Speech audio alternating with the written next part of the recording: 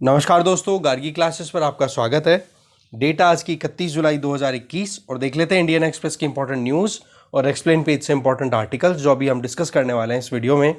Front page पे हम बात करने वाले हैं, ये असम और मिजोरम वाला मुद्दा फिर से कंटिन्यू हो रहा है, इसको हम नहीं डिस्कस करने वाले हैं। बात करेंगे एमपी में एक यूनिवर्सिटी में एक वेबिनार होने वाली थी और उस वेबिनार को अचानक से रोका गया क्योंकि वहाँ पर अखिल भारतीय विद्यार्थी परिषद एबीवीपी के प्रोटेस्ट के चलते और एसपी का एक लेटर आ गया, उसके चलते उस कॉन्फ्रेंस को रोका गया। ठीक है, जानेंगे मुद्दा क्या है। ठीक है, इधर लोवलीना ये असम से बिलोंग करती है, ठीक है, बॉक्सर है। तो अभी फ़िलहाल देखो एक स्कोप है कि मेडल जीतने का, कौन सा मेडल जीतती हैं वो देखते हैं। और यहाँ पे पीवी सिंधु है, अभी लेटेस्ट रिपोर्ट ये है कि ये अभी सेमीफाइनल में हार चुकी हैं। तो फिलहाल तो इनका तो हो गया एंड यहीं पे इनका जो वो था, अभी ये ब्रॉन्ज के लिए फाइट करेंगी अलग से। ठीक है, बाकी इनका जो गोल्ड के लिए जो स्ट्रीक थी वो रुक चुकी है। ठीक है, तो ये दो आर्टिकल्स, इसके अलावा हम देखेंगे आगे। यहाँ पर आप देखो आगे जो इंश्योरेंस बिल है उसको लेकर के ये आर्टिकल है। इंश्योरेंस से संबंधित हमने कल न्यूज़ पूरी इकोनॉमी पेज पे देख ली थी, उसी को कंटिन्यू करते हुए। इसके अलावा दूसरा हम यहाँ पर देखेंगे ministry of women child care development की अगर बात करें तो उनके द्वारा जो मिनिस्टर हैं स्मृति ईरानी, उनके द्वारा नए ट्रैफिकिंग बिल को इंट्रोड्यूस किया जा रहा है, जानेंगे इस मुद्दे को भी। इसके अलावा एक फिर हम बात करेंगे एक्सप्लेन पेज पे। एक्सप्लेन पेज से 3 आर्टिकल्स हैं, तीनों के तीनों को हम डिटेल में देखने वाले हैं, जिनका यहाँ पर देखते हैं। फर्स्ट तो क्रीमी लेयर का जो कॉन्सेप्ट है ओबीसी में, उसको डिफाइन करने का कॉन्सेप्ट बात है।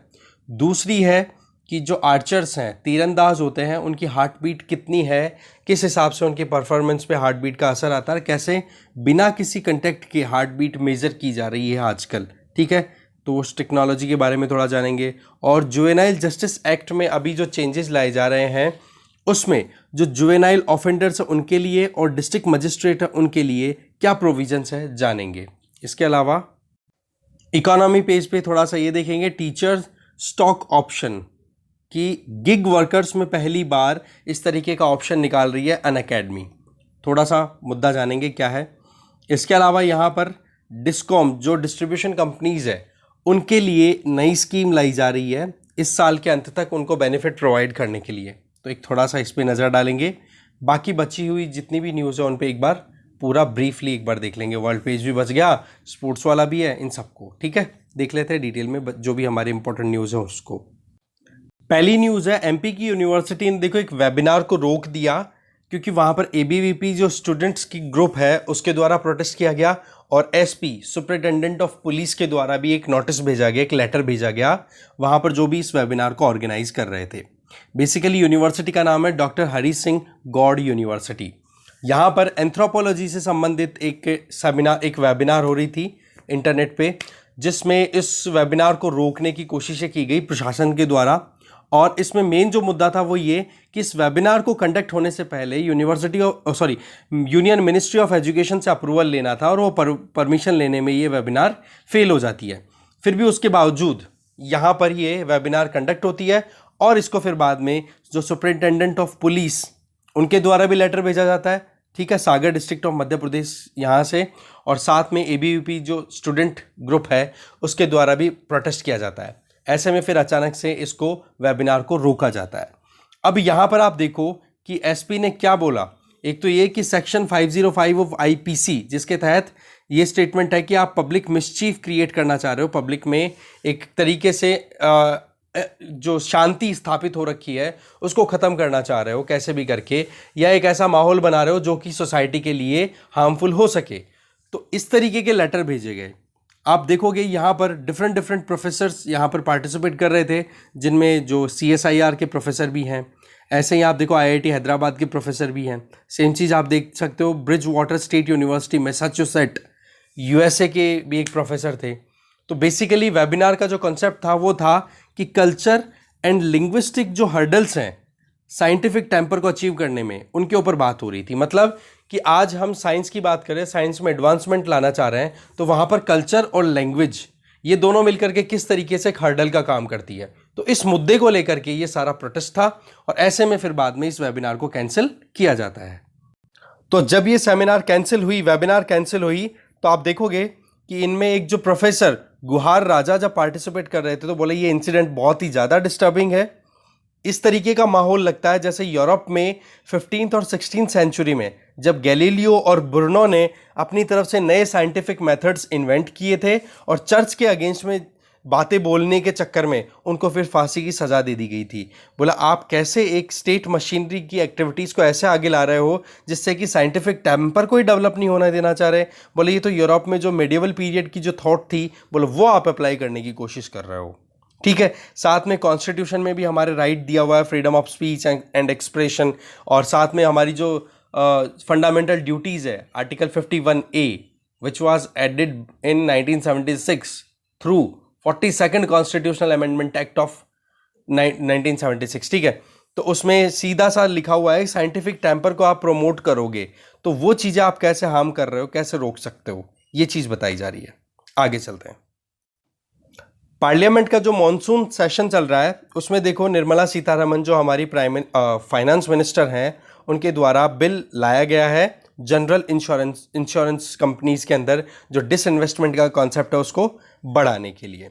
तो मुद्दा तो देखो हमने कल डिस्कस कर ही लिया था, बस उसी चीज़ को बताया जा रहा है कि यहाँ पर इंट्रोड्यूस किया गया लोकसभा के अंदर ये बिल, और बहुत सारा ऑपोजिशन ने तो वैसे तो पेगासस का इशू लेकर के लगातार माहौल बिल्कुल बिगाड़ा हुआ है, पर फिर भी जो general insurance business nationalisation amendment bill of 2021 है ये बिल इंट्रोड्यूस हुआ, और इसका पर्पज़ क्या है, जो general insurance business nationalisation act of 1972 है उसमें कुछ चेंजेस लेकर के आने। इस 1972 का जो एक्ट था इसके बेसिस पे तो क्या प्रोविज़न था कि गवर्नमेंट जो है सेंट्रल गवर्नमेंट उसके कम से कम 51% 51% स्टेक्स होंगे किसी भी इंश्योरर के। अगर आप शेयर्स की बात करो तो इसका मतलब 51% का मतलब हो गया सारा मैनेजमेंट किसके हाथ में आ गया, मेजोरिटी किसके हाथ में आ गई, गवर्नमेंट के हाथ में, तो वो हो गया पब्लिक सेक्टर इंश्योरेंस कंपनी हो गई वो एक तरीके से। पर अभी क्या है, सेक्शन 24B में चेंजेस लाए जा रहे हैं जिसमें ये प्रोविज़न किया जाएगा कि सेंटर जो है वो अपने कंट्रोल को रिलीज़ कर सकती है, अपने शेयर्स को छोड़ सकती है। ठीक है, तो इसको लेकर के देखो ऑपोजिशन में लीडर्स ने अलग अलग बातें कही है, बोले ये एक तरीके से कंपनी को बेचना है या फिर ये जो अनकॉन्स्टिट्यूशनल मैनर में आप आगे बढ़ रहे हो वो सारी चीज़ें, फिर पॉलिटिक्स से इतना काम का है नहीं। इसके अलावा न्यू ट्रैफिकिंग बिल जो है उसको अभी इंट्रोड्यूस किया जा रहा है, और उसमें देखो प्रोविज़न ऐसे कुछ लाए जा रहे हैं जिसमें कि इंडियन पीनल कोड जो है वो नए ट्रैफिकिंग एक्ट को कॉम्प्लीमेंट करे। तो इंडियन पीनल कोड से संबंधित जो मुद्दा है वो देखो मिनिस्ट्री ऑफ होम अफेयर्स के अंदर में आ जाती है, और मिनिस्ट्री ऑफ होम अफेयर्स से अप्रूवल एक तरीके से ले लिया गया है। जो अभी मिनिस्टर हैं women and child development Smriti Irani ji ने। ओके, तो अभी जो एक्ट है ये बिल है, ये देखो इसका नाम बोला जा रहा है ट्रैफिकिंग इन पर्सन्स, यहाँ पे देख सकते हो trafficking in person prevention care and rehabilitation bill of 2021। इस मॉनसून सेशन में पार्लियामेंट से पारित कराने का स्कोप है। ठीक है, तो अभी इसको जो ये ट्रैफिकिंग से संबंधित ये बिल है ये इंट्रोड्यूस कौन कर रहा है, union minister for women and child development Smriti Irani के द्वारा। ठीक है, और इंडियन पीनल कोड में भी चेंजेस लाए जाएंगे इसी एक्ट को, इस बिल को कॉम्प्लीमेंट करने के लिए। इस चीज़ के लिए होम अफेयर मिनिस्ट्री से अप्रूवल लिया जा चुका है।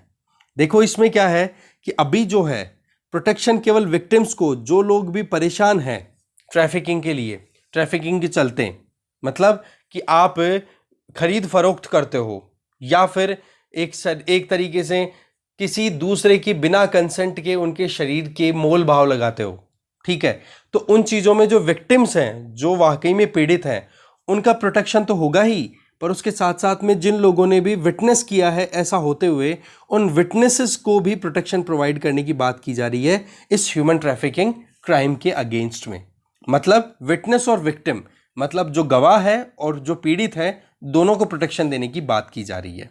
बातें बहुत हुई है, तो ऐसे में इंडियन पीनल कोड भी अगर इसको कॉम्प्लीमेंट करता है तो फिर उससे आउटकम और अच्छा मिलेगा, और इस चीज़ के लिए मिनिस्ट्री ऑफ होम अफेयर ने अपनी तरफ से बोल भी दिया है, और इस बिल को देखो सब लोगों ने अप्रूवल दिया है, इवन ऑपोजिशन के लीडर्स ने भी हाँ कही है। साथ में आप देखो कि बचपन बचाओ आंदोलन के जो मेन लीडर है कैलाश सत्यार्थी जी, जिनको नोबेल पीस अवार्ड मिला हुआ है, तो उन्होंने भी ये कहा है, बोले कि हमारे इंडिया में जो सबसे बढ़िया कानून है ना, उन बढ़िया कानूनों में से एक कानून ये बनेगा। ठीक है, जिसमें विटनेस और विक्टिम दोनों की प्रोटेक्शन की बात की जा रही है। बाकी एक बार ये एक्ट बन जाएगा तो और डिटेल में हम एक बार इसको पढ़ लेंगे, जैसे ही कोई एक्सप्लेन पेज या ओपिनियन वाले पेज पे कहीं पे कोई डिस्कशन होता है। तो आगे चलते हैं। नेक्स्ट हम आ गए एक्सप्लेन पेज पे, जिसमें है डिफाइनिंग द क्रीमी लेयर। इसमें देखो बात ऐसी है कि अभी बातचीत ये चल रही है कि ओबीसी का जो कोटा है रिजर्वेशन का, उसमें बोला कुछ चेंजेस लाने की ज़रूरत है कि उन ओबीसी में वो लोग, मतलब अदर बैकवर्ड कैटेगरी में आने वाले वो लोग जिनकी इनकम अच्छी खासी है या फिर वो गवर्नमेंट जॉब्स में अच्छी खासी लेवल पे जॉब कर रहे हैं, तो बोलो उन लोगों को आप क्रीमी लेयर कंसिडर करो, उनको रिजर्वेशन का फ़ायदा नहीं मिलना चाहिए। रिजर्वेशन का हमारा मुद्दा क्या है कि जो सोशो एजुकेशनली जो बैकवर्ड क्लास है, जो भी सेक्शन ऑफ सोसाइटी बैकवर्ड है सोसाइटी में, ठीक है, उन लोगों को हम थोड़ा फॉरवर्ड लाके लेके आएँ। एक अफर्मेटिव अप्रोच के पॉइंट ऑफ व्यू से रिजर्वेशन का प्रोविज़न किया गया। तो ऐसे में जो ऑलरेडी हमारे समाज में एक लीडरशिप का काम कर रहे हैं, तो उनके लिए आप इस तरीके के प्रपोजल लेकर के आओ या फिर उनको आप रिजर्वेशन दो, तो उस पर डाउट होता है। तो उसके लिए क्या, ओबीसी कम्युनिटी के लिए भी अदर बैकवर्ड क्लासेस का जो प्रोविज़न है उसमें क्रीमी लेयर का कॉन्सेप्ट है। इसमें देखो अभी मॉनसून सेशन में पार्लियामेंट में अभी डिस्कशन चल रहा है, तो क्रीमी लेयर का क्या कॉन्सेप्ट है, क्या मुद्दा है, वो हम जानते हैं। देखो ये जो मुद्दा है ये सारा ministry of social justice and empowerment के द्वारा देखा जाता है, ठीक है। इसमें आप देखो ये कॉन्सेप्ट जो है इसका शुरुआत होती है जब मंडल कमीशन के रिकमेंडेशन के बेसिस पे, जैसे कि सेकंड बैकवर्ड क्लास कमीशन कौन सा था, मंडल कमीशन, और उसकी रिकमेंडेशंस को इम्प्लीमेंट करने की बात हुई थी 13 अगस्त 1990 से। और उसमें प्रोविज़न क्या किया गया था कि जो सोशियो एजुकेशनली बैकवर्ड क्लासेज है, जिनको हम अब ओबीसी बोलते हैं, बोलो उनको 27% रिजर्वेशन देने की ज़रूरत है सिविल पोस्ट की वैकेंसीज़ में, और साथ में जो गवर्नमेंट सर्विसेज है उनमें, चाहे वो जिनमें भी डायरेक्ट रिक्रूटमेंट होती हो। अब देखो होता क्या है कि 27% ये कोटा जो फिक्स किया गया ओबीसी में, तो इसमें भी क्या है कि कुछ ओबीसी कम्युनिटी से बिलोंग करने वाले जो आप कह सकते हो एक सेक्शन है, वो क्या अच्छा खासा लेवल पे अपनी ज़िंदगी ऑलरेडी बिता रहे हैं, तो उनको रिजर्वेशन देने की कोई ज़रूरत नहीं होती। तो ऐसे में उन लोगों को क्रीमी लेयर बोल दिया जाता है और उनको फिर इस कोटे का कोई बेनिफिट नहीं मिलता, 27% का जो रिजर्वेशन का प्रोविज़न है उसका। अब ये जो 27% का जो रिजर्वेशन का मुद्दा था ओबीसी के लिए, इसको सुप्रीम कोर्ट में चैलेंज किया गया 16 नवंबर ऑफ 1992, जिसको इंदिरा साहनी केस के नाम से जाना जाता है। और उसमें सुप्रीम कोर्ट ने ये कहा कि ओबीसी के लिए जो 27% रिजर्वेशन का प्रोविज़न है, बोले ये कॉन्स्टिट्यूशनल है, कोई प्रॉब्लम नहीं है इसमें। पर एक चीज़ ध्यान देनी पड़ेगी कि इनमें जो ओबीसीज में भी जो क्रीमी लेयर है, जो लोग अच्छी खासी ज़िंदगी पहले से जी रहे हैं, उन लोगों को आप यहाँ से एक्सक्लूड कर दो। फिर बात ही आ जाती है क्रीमी लेयर का जो आप कैसे डिटरमाइन करोगे, कैसे कैलकुलेट करोगे। तो इंदिरा साहनी का केस आया 1992 में। उसके बाद में आप देखोगे आप एक एक्सपर्ट कमेटी स्टैब्लिश होती है रिटायर्ड जस्टिस RN प्रसाद की लीडरशिप में, ठीक है। और उन्होंने क्राइटेरिया फिक्स किया कि क्रीमी लेयर को आप कैसे डिफाइन करोगे, और उन्होंने सितंबर 8 ऑफ 1993 को department of personal and training को ये अपना प्रोविज़न सौंप दिया था। आप देखोगे इसमें बहुत सारी कैटेगरीज, बहुत सारी जो गवर्नमेंट जॉब में काम करने वाले लोग हैं उनकी रैंक, इनकम के बेसिस पे, बच्चों के बेसिस पे, उनके बाद में डिफाइन कर दिया कि ओबीसी में कौन से जो लोग हैं उन लोगों को इस रिजर्वेशन का फ़ायदा नहीं होगा। इसमें देखो जो गवर्नमेंट जॉब में नहीं है, देखो नॉट इन गवर्नमेंट जॉब, उनके लिए तो ये फिक्स किया गया था, अभी जो चल रहा है लेटेस्ट पैटर्न वो है, अगर सालाना 8 लाख रुपए से ज़्यादा इनकम जिसकी भी है, ओबीसी चाहे कैटेगरी में हो वो, पर उसको फिर क्रीमी लेयर में कंसिडर कर लिया जाता है और उनको फिर बाद में रिजर्वेशन का फ़ायदा नहीं मिलता। साथ में ऐसे गवर्नमेंट एम्प्लॉयज़, ठीक है, जो जिनकी रैंक भी फिक्स हो, अब रैंक हम आगे देखेंगे, तो उन मतलब अच्छी खासी रैंक पे है, group A group B services में अगर वो काम कर रहे हैं, तो ऐसी परिस्थितियों में फिर उनको उनके बच्चों को रिजर्वेशन का फ़ायदा नहीं मिलेगा। जैसे यहाँ पर एग्जाम्पल देखो कि वो लोग क्रीमी लेयर की कैटेगरी में डाल दिए जाएंगे जिनका मतलब उन बच्चों को क्रीमी लेयर की कैटेगरी में डाल दिया जाएगा जिनके माता पिता में से कोई भी एक कॉन्स्टिट्यूशनल पोस्ट के ऊपर है, मतलब ऐसी कोई पोस्ट जिसके तहत आप उनका जिनका जो कॉन्स्टिट्यूशन में मेंशन किया हुआ हो। इसके अलावा आप देखो दोनों माता पिता में से कोई भी एक अगर ग्रुप ए में रिक्रूटेड है तो भी क्रीमी लेयर में कंसिडर होगा उस बच्चे को, ओबीसी का 27% का रिजर्वेशन का फायदा नहीं होगा। अगर दोनों माता पिता ग्रुप बी सर्विसेज में एम्प्लॉयड है तो भी उनको इस रिजर्वेशन से मतलब बाहर रखा जाएगा। इसके अलावा कोई भी एक पेरेंट, ठीक है, वो ग्रुप ए की कैटेगरी में एंटर हो जाते हैं प्रमोशन लेकर के 40 साल की उम्र से पहले पहले, तो भी उनके बच्चों को क्रीमी लेयर की कैटेगरी में डाल करके रिजर्वेशन का फ़ायदा नहीं मिलेगा। इसके अलावा वो बच्चे जिनके पिता या माता वो कर्नल से लेकर के हायर रैंक में अगर डिप्लॉयड हैं, चाहे आर्मी हो, और सेम चीज़ आप देख सकते हो नेवी और एयरफोर्स में, तो बोलो उन लोगों को भी क्रीमी लेयर में डाला जाएगा। फिर इसके अलावा इनकम की बात भी की जाती है कि इनकम का जो हमने देखा 8 लाख वाला कॉन्सेप्ट, तो इसमें देखो सैलरी से या एग्रीकल्चरल लैंड से जो इनकम होती है उसको क्लब नहीं किया गया, मतलब सैलरीज को अलग कंसिडर किया जाता है क्रीमी लेयर डिफाइन करने में, और एग्रीकल्चर वाली इनकम को बिल्कुल कंसिडर नहीं किया जाता है। तो ऐसे में क्रीमी लेयर जो है वो डीओपीटी जो है, department of personal and training, वो अपने हिसाब से अभी तक क्लासिफिकेशन के लिए अक्टूबर 14 से लेकर के अक्टूबर 14 2004 से लेकर अब तक बहुत बार रिवाइज कर चुका है। ठीक है, वो रिवीजन आप यहाँ पर देख सकते हो। मैं सीधा इसी पॉइंट पे ले चलता हूँ। यहाँ पे देखिए आप कि इनकम लिमिट किस तरीके से की है डीओपीटी ने। जब सितंबर 8 1993 को जब ये रिकमेंडेशन आ गई थी ना क्रीमी लेयर वाली, तब 1 लाख रुपए पर ईयर के हिसाब से रखा गया था कि जिसकी भी इनकम 1 लाख रुपए पर ईयर से ज़्यादा है उसके बच्चे क्रीमी लेयर में कंसिडर हो जाएंगे। सिमिलरली 9 मार्च 2004 को रिवाइज हुआ तो 2.5 लाख थ्रेशोल्ड कर दिया, फिर अक्टूबर 2008 में 4.5 लाख, फिर 2013 में 6 लाख, और फिर सितंबर 13 2017 में 8 लाख। तो अभी क्या चल रहा है कि जिसकी भी इनकम 8 लाख रुपया सालाना से ज़्यादा है, तो ऐसे में फिर उनको क्या क्रीमी लेयर में आप कंसिडर कर दोगे। अभी देखो लोकसभा और राज्यसभा दोनों में डिमांड की जा रही है कि आप एक बार रिव्यू करो कि किस तरीके से आप ये प्रोविजंस आगे कंटिन्यू करोगे, क्योंकि अब टाइम के साथ में इन्फ्लेशन भी बढ़ रहा है। बोलो रिव्यू करो इस चीज़ को लेकर के। साथ में इंदिरा साहनी केस के चलते हमें पता ही है कि जो मुद्दा था 27% वाला वो फिक्स कर दिया था। अच्छा, सिविल सर्विसेज की अगर देखें, आईएएस आईपीएस इन पोस्टिंग की अगर बात करें, तो उसमें 2015 से लेकर 2019 में जितनी भी वैकेंसीज में जो भी अपॉइंटमेंट्स होनी थी ओबीसी कैटेगरी में, ठीक है, उनमें से आप देखो 63 ऐसे कैंडिडेट्स हैं जो आईएएस सेलेक्ट तो हो गए पर अभी तक भी वो अपॉइंट नहीं हो पा रहे हैं। वजह कि वो क्रीमी लेयर कैटेगरी में कंसिडर हो रहे हैं, और उनका जो सिलेक्शन है वो हुआ किस में था, आप देख पाओगे किस में, इसमें ओबीसी वाली कैटेगरी में। तो ऐसे में उनका होल्ड पे है अभी तक भी।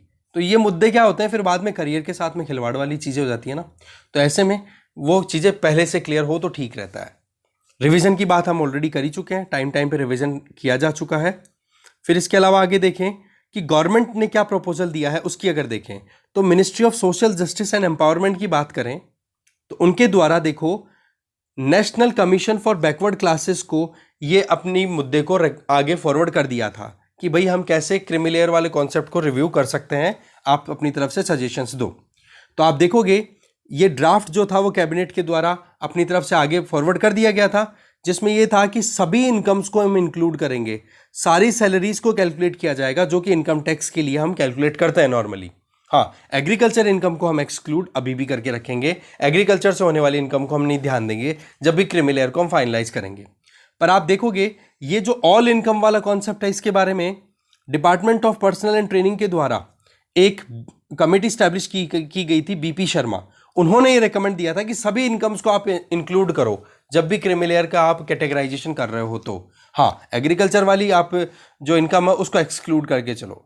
फिर देखो बात ये है कि जब ये ऑल इनकम वाला कॉन्सेप्ट आ गया तो इसको लेकर के फिर बहुत सारे एमपीज ने प्रोटेस्ट करना शुरू कर दिया, और फिर बाद में गवर्नमेंट का जो प्रपोजल था कि हाँ जी अब नए तरीके से हम क्रीमी लेयर का कॉन्सेप्ट तैयार करें, तो उसको एक बार होल्ड पे रख दिया। और अब गवर्नमेंट से पूछा जाए कि हाँ जी क्रीमी लेयर वाले मुद्दे पे आप क्या कर रहे हो, तो इसको बोला जाता है रिव्यू इज अंडर कंसिडरेशन, कि हम कैसे भी करके आप देख रहे हैं, बातचीत हो रही है, जो भी आउटकम निकलेगा वो उस हिसाब से चलेगा, अभी फाइनलाइज नहीं है। मतलब वही 8 लाख रुपए वाला लेवल अभी चल रहा है। फिर देखो बात ये की जा रही है, डिमांड तो ये की जाती है कि 15 लाख रुपए तक का क्रीमी लेयर कॉन्सेप्ट कर लिया जाए, ये पार्लियामेंट्री कमेटी ने रिकमेंड किया। पर अभी जो कंसेंसस निकल के आ रही है वो है 12 लाख रुपए तक की, कि 12 लाख रुपए तक की इनकम जिसकी है, या फिर मैं ये कहूँ कि 12 लाख रुपए से जिस भी बच्चे के माता पिता, जो बच्चा वो जो ओबीसी कैटेगरी से बिलोंग करता हो, नंबर 1, और उसके माता पिता की इनकम 12 लाख रुपए एनुअली इससे कम है, तो आप उसको क्रीमी लेयर में कंसिडर मत करो, उनको रिजर्वेशन का बेनिफिट प्रोवाइड करो। और आपको पता ही है national commission for backward classes ये कॉन्स्टिट्यूशनल बॉडी बन चुकी है, ठीक है, तो उसी के बेसिस पे ये बातचीत चल रही है। बाकी तो देखो जो फाइनल होगा तब हम देखेंगे। फिलहाल जो था वो हमने देखा, आगे देखते हैं। नेक्स्ट है जुवेनाइल जस्टिस एक्ट में अभी चेंजेस लाए जा रहे हैं। तो जुवेनाइल ऑफेंडर्स के लिए क्या प्रोविजन है और साथ में जो डिस्ट्रिक्ट मजिस्ट्रेट है डीएम, उनके लिए क्या प्रोविजंस है। तो सबसे पहले आपको जुवेनाइल का मतलब पता होना चाहिए। जुवेनाइल का मतलब होता है किशोर। किशोर का मतलब हो जाता है कि वो इंडिविजुअल जिसकी उम्र अभी 18 साल नहीं हुई है। ये ध्यान रखें, जिसने अभी तक अपना 18वां जन्मदिन सेलिब्रेट नहीं किया है, उसको आप जुवेनाइल बोल दोगे। और 18 साल का जब हो जाता है, जब 18th बर्थडे सेलिब्रेट कर लेता है कोई भी इंडिविजुअल, ठीक है, तो वो फिर एडल्ट की कैटेगरी में आना शुरू हो जाता है। तो देखो, राज्यसभा ने इसी हफ्ते की बात है, juvenile justice care and protection of children amendment bill 2021 इसको पारित कर दिया है। लोकसभा ने देखो इसको बिल को पारित पहले ही कर दिया था, बजट सेशन के टाइम पे ही। अब ये जो बिल है, ये अमेंडमेंट किस में लाएगा, जो ऑलरेडी एग्जिस्टिंग जो बिल है, that is juvenile justice act, इसमें चेंजेस लाए जाएंगे। ठीक है, तो ऐसे में देखो, इसको सपोर्ट दिया गया था ओपोजिशन और जितनी भी सारी पार्टीज थी उनके द्वारा। और इस बिल को इंट्रोड्यूस करने वाली मिनिस्ट्री कौन हो जाएगी, जुवेनाइल जस्टिस, मतलब बच्चों की बात हो रही है ना, तो बोला जाएगा women and child development ministry, उसके द्वारा इंट्रोड्यूस किया गया। और इसमें कॉन्सेप्ट ये लाया जा रहा है कि स्पीडी ट्रायल्स की जाए, जहां कहीं भी गड़बड़ होती हुई दिखाई दे वहां पर जल्दी से केसेस का निपटान हो जाए। अब बात यह है कि अमेंडमेंट में क्या लाया गया है। तो अमेंडमेंट में दो ब्रॉड एरियाज पे फोकस किया गया है। एक तो क्या, जो डिस्ट्रिक्ट मजिस्ट्रेट होते हैं, ठीक है, इनकी पावर्स और रिस्पॉन्सिबिलिटीज को थोड़ा एक्सपेंड किया गया है। सबसे पहला तो है अडॉप्शन से संबंधित, मतलब किसी भी बच्चे को कोई अगर गोद लेके जाता है तो उस गोद ले जाने वाली फैमिली के ऊपर नजरें गड़ाए रखना, यह अब काम डिस्ट्रिक्ट मजिस्ट्रेट का होगा। इसके अलावा आप देख सकते हो जुवेनाइल ऑफेंसेस की जो कैटेगरी है, जिसमें हीनियस है, सीरियस है, पिटी है, तो इनकी कैटेगराइजेशन में भी जो पनिशमेंट का जो तरीका है उसमें भी थोड़े वेरिएशंस लाए गए हैं। इसके अलावा जो जुवेनाइल्स हैं, दैट मीन्स जिनकी उम्र अभी 18 साल नहीं हुई है, उन बच्चों को अगर कोई, उन किशोरों को अगर कोई पनिशमेंट दी जा रही है तो कम से कम उनको एडल्ट की तरह ट्रीटमेंट ना मिले, उस चीज को क्लियर करना बड़ा जरूरी हो जाता है। ठीक है, तो डिस्ट्रिक्ट मजिस्ट्रेट को एम्पावर करना और साथ में जुवेनाइल्स जो हैं, किशोर हैं, उनके ऑफेंसेस के लिए उनको जब भी पनिशमेंट दी जाए तो एडल्ट की तरह ट्रीट ना किया जाए। डिस्ट्रिक्ट मजिस्ट्रेट में एडिशनल डिस्ट्रिक्ट मजिस्ट्रेट भी इंक्लूडेड है, ये ध्यान रखें आप। वो जुवेनाइल जस्टिस एक्ट के सेक्शन 61 के तहत स्पीडी डिस्पोजल के लिए काम कर सकते हैं कि जल्दी से जल्दी जो भी मुद्दा अगर आ रहा है तो उसको खत्म किया जाए। होता क्या है कि 18 साल से कम उम्र के बच्चे अगर कोई भी ऑफेंस कर देते हैं, कोई भी ऐसा केस, जैसे निर्भया केस के अंदर था एक बंदा, एक लड़का था, ठीक है, रेप केस था वो, निर्भया केस 2012 का था, ठीक है, तो उसमें उस बच्चे की उम्र 18 साल से कम थी, तो उसको कैसे पनिश किया जाए, एडल्ट की तरह किया जाए कि या फिर उसको अलग से ट्रीट किया जाए।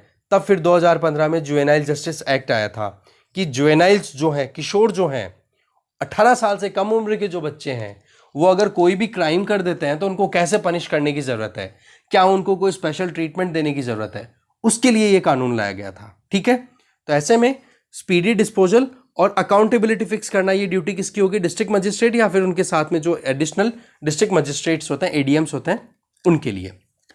अब आप देखो कि इसकी ज़रूरत क्यों अभी महसूस की गई। देखो, वैसे तो एक्ट हमारे यहाँ पर जुवेनाइल जस्टिस एक्ट आपको पता है 2015 से है, तो लगभग 6 साल हो गए ना। तो अभी तक जब रिव्यू किया गया ना, जब national commission for protection of child rights NCPCR ने 2018-19 में जब अपनी सर्वे किया, तो उन्होंने रिपोर्ट पब्लिश की कि 7,000 चाइल्ड केयर इंस्टीट्यूशंस को हमने सर्वे किया और उनमें से हमें ये पता पड़ा कि लगभग 1.5% जो चाइल्ड केयर इंस्टीट्यूशंस हैं, वो जुवेनाइल जस्टिस एक्ट के तहत जो भी रूल्स हमने क्रिएट किए हुए हैं जिससे कि बच्चों को वहां पर प्रोटेक्शन मिले, वो प्रोटेक्शन देने के काबिल ही नहीं है। इसके अलावा 29 जो है वो शॉर्टकमिंग्स का 29% जो है वो शॉर्टकमिंग्स का सामना कर रहे हैं, मतलब प्रॉपर मैनेज ही नहीं कर रहे हैं बच्चों को। कहने का मतलब 18 साल से कम उम्र के बच्चों को जहां जहां पर भी रखा जा रहा है चाइल्ड केयर इंस्टीट्यूशंस में, बोला हमने 7,000 चाइल्ड केयर इंस्टीट्यूशंस को हमने सर्वे किया, पता क्या पड़ा कि 1.5% तो ऐसे थे कि जो काबिल ही नहीं थे कि वाकई में उनको वो सर्टिफिकेट भी दे के रखना चाहिए कि हाँ जी आप चाइल्ड केयर के लिए काम करो। और 29% ऐसे थे 7,000 में से, वो कुछ ना कुछ शॉर्टकमिंग या मैनेजमेंट में प्रॉब्लम आ रही थी। तो 100% कंप्लायंस हमें मिली नहीं कहीं पर भी, ये जो चाइल्ड केयर इंस्टीट्यूशंस थे। तो इसके लिए यहां पर कुछ प्रोविजंस में चेंजेस लाना जरूरी था, और इनकी अकाउंटेबिलिटी फिक्स करने के लिए जो डिस्ट्रिक्ट मजिस्ट्रेट है उनको एम्पावर करना बहुत ज्यादा जरूरी था, साथ में उनकी रिस्पॉन्सिबिलिटी फिक्स करना भी जरूरी था। ऐसे में जो चाइल्ड केयर इंस्टीट्यूशंस हैं वो देखो, उनके वो किसके अंडर आते हैं, चाइल्ड वेलफेयर कमिटीज के अंडर में आते हैं, या फिर साथ में जो स्टेट लेवल पे जो होते हैं स्टेट चाइल्ड प्रोटेक्शन यूनिट, उनके अंडर में काम होता है। पर इनकी भी ऑब्जर्वेशन इतनी अच्छी नहीं है जिसकी वजह से कि चाइल्ड केयर इंस्टीट्यूशंस के ऊपर नज़र अच्छी रखी जाए। फिर ये बताते हैं कि हमने जब अच्छे से पता किया ना, तो मतलब वहाँ पर जिन चाइल्ड केयर इंस्टीट्यूशंस को अच्छा खासा पैसा मिल रहा है, बोलो वहाँ पर अनहाइजीनिक कंडीशंस में बच्चों को रखा जा रहा है, तो उसमें बोलो उनकी रिस्क है हेल्थ वाली। साथ में एग्जाम्पल यहाँ पर बताया जा रहा है कि बच्चों को जहाँ जिन घरों में रखा जाता है उन घरों में रखने के लिए लाइसेंस की रिक्वायरमेंट होती है, लाइसेंस के लिए अप्लाई किया जाता है, और लाइसेंस का अप्रूवल मिलने के बाद में ही वहाँ पर बच्चों को रखा जाएगा, चाहे वो ऑर्फन्स हो या फिर वो जुवेनाइल्स कोई भी हो। तो ऐसे में गवर्नमेंट ने देखा कि ये जो रजिस्ट्रेशन है इसके प्रोविजन क्या किए हुए थे जुवेनाइल जस्टिस एक्ट ऑफ 2015 में, कि जिस किसी ने भी ये चाइल्ड केयर होम के लिए लाइसेंस के लिए एप्लीकेशन लगा रखी है, अगर उसको 3 महीने के अंदर अंदर अप्रूवल नहीं मिलता है तो मान लिया जाता है कि उसको अप्रूवल मिल गया, दैट मीन्स लाइसेंस एग्री है, एक्सेप्ट हो गया। तो बोले ये चीज़ बहुत गलत हो जाती है, ठीक है ना, अगर 3 महीने तक अगर उनको अप्रूवल नहीं मिलता है तो। अब इसमें क्या हो जाता है कि अगर मिनिस्ट्री या फिर जो भी अथॉरिटीज़ हैं वो अगर लापरवाही दिखाती है तो उसका नुकसान किसका भुगतना पड़ेगा, उन बच्चों को जो वहाँ पर उन चाइल्ड केयर इंस्टीट्यूशंस में रहेंगे। तो इस चीज़ को क्या कर दिया कि अब डिस्ट्रिक्ट मजिस्ट्रेट है ना, वो ही लाइसेंस इशू करेंगे। अगर कोई भी सैंक्शन नए चाइल्ड केयर इंस्टीट्यूशन को देना है ना, वो अब ये 3 महीने वाला कॉन्सेप्ट नहीं रहेगा, अब डिस्ट्रिक्ट मजिस्ट्रेट ही अप्रूवल देगा कि हाँ जी ये इस लायक है, और साथ में टाइम टाइम पे मॉनिटरिंग भी होगी, सर्विलियंस भी की जाएगी। दूसरी पावर्स की अगर बात करें डिस्ट्रिक्ट मजिस्ट्रेट की, तो देखो ये फंक्शंस को और जो वेरियस एजेंसीज हैं जुवेनाइल जस्टिस एक्ट के तहत जो स्टैब्लिश की हुई है, जैसे कि child welfare committees, juvenile justice board, district child protection units, special juvenile protection units, इन सब को अपने ऑब्जर्वेंस में रखेगा कौन, डिस्ट्रिक्ट मजिस्ट्रेट, साथ में एडीएम्स। ओके, सर्वे में जो पता पड़ा था ना एनसीपीसीआर में कि जो अच्छा खासा फंडिंग ले रहे थे ना चाइल्ड केयर इंस्टीट्यूशन, बोलो वहां पर अनसैनिटरी कंडीशन में उनको रखा जा रहा था, तो ये चीज़ बहुत गलत है फिर उनके साथ में। मतलब जिनको अच्छा खासा पैसा मिल रहा है वो अगर ऐसी लापरवाहियां करेंगे तो जिनके पास पैसे की शॉर्टेज, आप इमेजिन करो कि कितनी बुरी कंडीशंस में बच्चों को रखा जाता होगा वहां पर, ठीक है। तो ये सारी जो बैकग्राउंड है इसके बेसिस पे काम किया गया। साथ में जो क्रिमिनल बैकग्राउंड जिन भी जुवेनाइल्स का है, जिन भी बच्चों को वहां पर रखा जा रहा है इन चाइल्ड केयर इंस्टीट्यूशंस में, उनकी टेक केयर के लिए भी तो कोई ना कोई तो आप अपॉइंट करोगे इंडिविजुअल्स को। अब उन इंडिविजुअल्स को जिनको अपॉइंट कर रहे हो इन चाइल्ड केयर इंस्टीट्यूशंस में होम केयर की प्रोटेक्शन प्रोवाइड करने के लिए आप जो प्रोविजन कर रहे हो जुवेनाइल जस्टिस एक्ट में, उन लोगों का आप क्रिमिनल बैकग्राउंड चेक करोगे कि कहीं उन्होंने बच्चों से संबंधित कोई ऐसे कांड तो नहीं कर रखे हैं जिसकी वजह से वो हो सकता है कि आने वाले टाइम पे कुछ और गड़बड़ कर दें, जैसे कि चाइल्ड सेक्सुअल अब्यूज में अगर इन्वॉल्व हैं तो ऐसे लोगों को वहां पर अपॉइंट नहीं करना चाहिए। सेम चीज देखी जाएगी, जो चाइल्ड वेलफेयर कमिटीज हैं उनसे रिपोर्ट ली जाएगी अलग अलग हाउसेस की, अलग अलग एक्टिविटीज की, और फिर वो रिपोर्ट जो है वो सबमिट की जाएगी किसको, डिस्ट्रिक्ट मजिस्ट्रेट को, और वो मजिस्ट्रेट फिर बाद में रिव्यू करके और फिर फाइनल करेंगे अपॉइंटमेंट्स को, और फिर बाद में प्रॉपर मॉनिटरिंग भी की जाएगी। ये है मुद्दा। अब ये जो चेंजेस हैं, अगर मान लो जुवेनाइल ऑफेंसेस की बात करें कि किसी 18 साल से कम उम्र के बच्चे ने, किशोर ने, बच्चा तो क्या बोलेंगे, किशोर ने अगर कोई ऑफेंस कर दिया, कोई क्राइम कर दिया, तो उसके लिए क्या सजा है। तो देखो जुवेनाइल जस्टिस एक्ट ऑफ 2015 में साफ साफ 3 कैटेगरीज में दिया हुआ है, हीनियस, सीरियस और पैटी, ये 3 कैटेगरीज में डाला हुआ है क्राइम्स को। जुवेनाइल जस्टिस एक्ट में 16 से 18 साल के जो लोग हैं, ठीक है, जुवेनाइल जस्टिस एक्ट में 16 से, मैंने बोला ना 18 साल से कम के हो गए, पर उसमें भी 16 से 18 साल के जो लोग हैं अगर वो हीनियस क्राइम में पकड़े जाते हैं तो उनको पनिशमेंट दी जाएगी, उनको सेंटेंस होगा 7 साल का, ठीक है। और सीरियस ऑफेंसेस की बात करें तो 3 से 7 साल के बीच में, ठीक है। अगर यहां पर अब देखा जाए ये जो अमेंडमेंट है ये प्रोविजन क्या ला रहा है कि मैक्सिमम पनिशमेंट जो है वो इम्प्रिजनमेंट की अब 7 साल से बढ़ा करके करने की बात की जा रही है कि अगर 16 से 18 साल के लिए 18 साल की उम्र में कोई भी किशोर, जिसको हम जुवेनाइल बोल रहे हैं इंग्लिश में, अगर वो कोई भी ऑफेंस कंडक्ट करता है तो उसको कैसे पनिशमेंट होनी चाहिए, उसको एक तरीके से आप एडल्ट की तरह ट्रीट ना हो ये भी ध्यान रखना है, और साथ में पनिशमेंट भी अच्छी होनी चाहिए। तो उसके लिए 7 साल से ज्यादा का प्रोविजन कर दिया जेल के लिए। ओके, हीनियस क्राइम्स की अगर बात करें तो इसमें मिनिमम इम्प्रिजनमेंट कितना कर दिया, 7 साल का। और साथ में मेन यहां पर हीनियस क्राइम्स कौन से होंगे, जैसे कि सेक्सुअल ऑफेंस हो गया कोई, या वायलेंट सेक्सुअल क्राइम हो गया।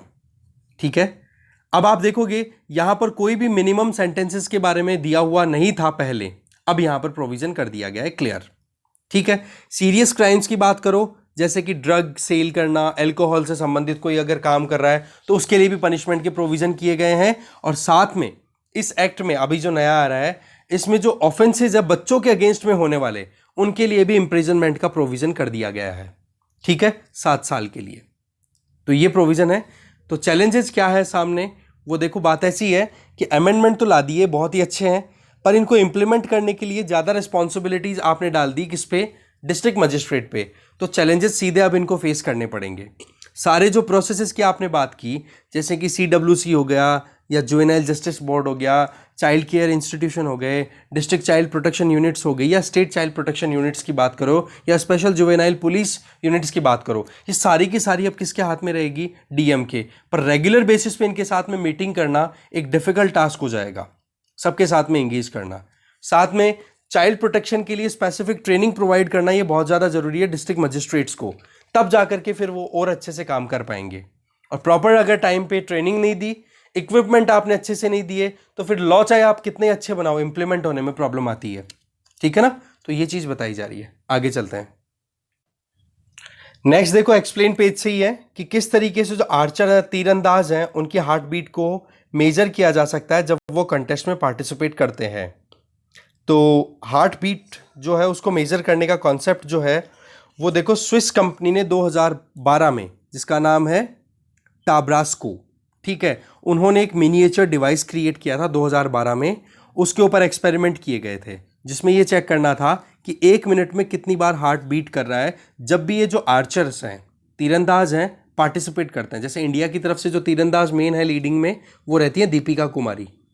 ठीक है, बार बार आती रहती है इनकी फ़ोटो इमेजेस, ओलंपिक में पार्टिसिपेट करने के लिए भी गई हुई है। बस वही है, मेडल जब जीतेंगी तब देखेंगे क्या रिजल्ट निकल के आता है। तो ओलंपिक्स में और इनमें ही टेक्नोलॉजी को फिर बाद में यूज़ करना शुरू कर दिया गया था। ठीक है, अभी आप देखो कि फ़िलहाल जो टेक्नोलॉजी यूज़ होती है, फ़िलहाल जो इक्विपमेंट यूज़ होता है, अगर हम नाम देखें तो वो है, यहाँ पर देखो, कॉन्टैक्टलेस वाइटल सेंसिंग। ये 2019 की जो चैंपियनशिप हुई थी, वर्ल्ड आर्चरी चैंपियनशिप, जो नेदरलैंड्स, जिसको हॉलैंड बोलते हैं, ठीक है, वहाँ पर 2019 में हुआ था, तब इसको यूज़ किया गया था। इसमें क्या होता है कि जब कभी भी कोई आर्चर जैसे ही अपनी वो खींचता है ना कमान को, तीर लगा करके कमान को अपनी बॉ से, तो उस टाइम पे ब्लड वेसल्स में जो कॉन्ट्रैक्शन होता है, उस कॉन्ट्रैक्शन को सेंस किया जाता है। और कैमराज जो है वो 12 मीटर के डिस्टेंस पे इंस्टॉल कर दिए जाते हैं, और उसके हिसाब से वहाँ पर कलर में जो चेंजेस आ रहे हैं स्किन के, उसको फिर सेंस करते हैं। मतलब ब्लड वेसल के कॉन्ट्रैक्शन की वजह से स्किन कलर को चेंजेस में, और उन कलर्स को फिर बाद में डिटरमाइन करके वहाँ पर मेजर किया जाता है कि क्या हार्ट बीट चल रही है। फिर देखो यहाँ पर बताया जा रहा है कि साउथ कोरियन जो आर्चर्स हैं वो बोलो बहुत ही शानदार परफॉर्म करते हैं इंटरनेशनल प्लेटफॉर्म्स पे। तो उनमें आप देखो, एक है किम जे द्योग, उनकी एवरेज जो हार्ट बीट थी जब उन्होंने जर्मन आर्चर फ्लोरियन उनरू के अगेंस्ट में पार्टिसिपेट किया था, तो 125 बीट्स पर मिनट थी, 125 बार उनका हार्ट बीट कर रहा था। तो उन्होंने लगातार 3 शॉट दिए, 10-10-10, मतलब बिल्कुल सेंटर में हिट किया इन्होंने। सिमिलरली दीपिका कुमारी के लिए बताया जा रहा है, बोले इनका बहुत ही काम था, और इन्होंने 70, जब ये भूटान की भूकर्मा के अगेंस्ट में लड़ रही थी, क्योंकि कंपटीशन लेवल देखो ना आप, भूटान के साथ में कंपटीशन हो रहा था, तो ऐसे में 75 बीट्स पर मिनट के हिसाब से इनका चल रहा था, कोई टेंशन नहीं था। पर जब इनका कंपटीशन USA की म्यूकिनो फर्नांडिस के साथ में जब हो रहा था ना कंपटीशन, तब इनकी हार्ट बीट्स 100 चल रही थी। ठीक है, तो एक टाइम तो ऐसा आ गया था कि जब 75 तक उनका पहुंच गया था, तो ये पॉइंट अब आ जाता है। देखो मतलब उन्होंने फिर बाद में हिट किया 175, और वो आप देखोगे कि 5th पोजीशन पे ऐसे समथिंग रहा था। पॉइंट क्या आ रहा है, ये टेक्नोलॉजी इंपॉर्टेंट है, कलर के बेसिस पे कैमराज इंस्टॉल कर दिए जाते हैं। ये देखो कैमरा इस तरीके से यहाँ पर होता है, ठीक है। और तो बाकी यही था, मेन जो काम की चीज़ थी वो हमने देख ली। आगे चलते हैं। देखो अभी टीचर्स को भी पार्टिसिपेशन के लिए अलाउ कर दिया है, स्टॉक के लिए स्टॉक ऑप्शन अवेल किया जा रहा है टीचर्स के लिए भी। किसके द्वारा? अनअकैडमी के द्वारा। ये पहली बार होगा कि जब गिग वर्कर्स का मतलब ऑन डिमांड जिनकी जॉब लगती है, जो नॉन कॉन्ट्रैक्ट वर्कर्स होते हैं उनको गिग वर्कर्स बोला जाता है। तो अभी अनअकैडमी में या कहीं पर भी कोई पढ़ा रहा है, ठीक है, तो उनका कॉन्सेप्ट क्या है? गिग वर्कर कॉन्सेप्ट पे तो काम करते हैं वो, कि हाँ जी हम आपके साथ में पढ़ाएंगे, जितने साल पढ़ाएंगे उतने हिसाब से आप हमें पेमेंट करते रहोगे। यही कॉन्ट्रैक्ट होता है अनअकैडमी पे। तो उन्होंने क्या बोला कि ये अनअकैडमी के द्वारा शुरुआत की जा रही है कि 3 साल जिन टीचर्स को हो चुके हैं अनअकैडमी के साथ में, बोला उन लोगों को हम स्टॉक्स में पार्टिसिपेशन का प्रोविजन प्रोवाइड करेंगे। तो ऐसे में लगभग $40 मिलियन का ये एक सेगमेंट निकाला गया है जिसको बोला है टीचर स्टॉक ऑप्शन। मतलब क्या हो जाता है, ये इस तरीके का ऑप्शन कॉरपोरेट्स के द्वारा दिए जाते हैं स्टाफ के लोगों को, कि आप बहुत सालों से हमारे साथ में एसोसिएटेड हो, आप एक लॉयल इंसान हो, बहुत लंबे समय से काम कर रहे हो, अब आपको कंपनी में थोड़ा थोड़ा शेयर्स देने शुरू कर रहे हैं हम। आपको इसकी मतलब आपकी पेमेंट के साथ साथ में आपको सिक्योरिटी देना कि लॉन्ग टर्म में आप हो सकता है कि कंपनी में लगातार काम ना करो, पर जब स्टॉक्स में उनका पार्टिसिपेशन हो जाएगा, मतलब शेयर्स उनके हाथ में लग जाएंगे, तो फिर रिटायरमेंट के बाद में जब वो कमा नहीं पाएंगे तब भी उनकी सैलरी कुछ ना कुछ वो स्टॉक्स के बेसिस पे या शेयर्स के बेसिस पे बनती रहेगी। तो ये काम करने वाली अनअकैडमी पहली गिग वर्कर्स पे काम करने वाली कंपनी बन गई है, ठीक है। ये प्रोविज़न बताया है, ठीक है। इसके अलावा नेक्स्ट जो न्यूज़ है वो आप देख सकते हो।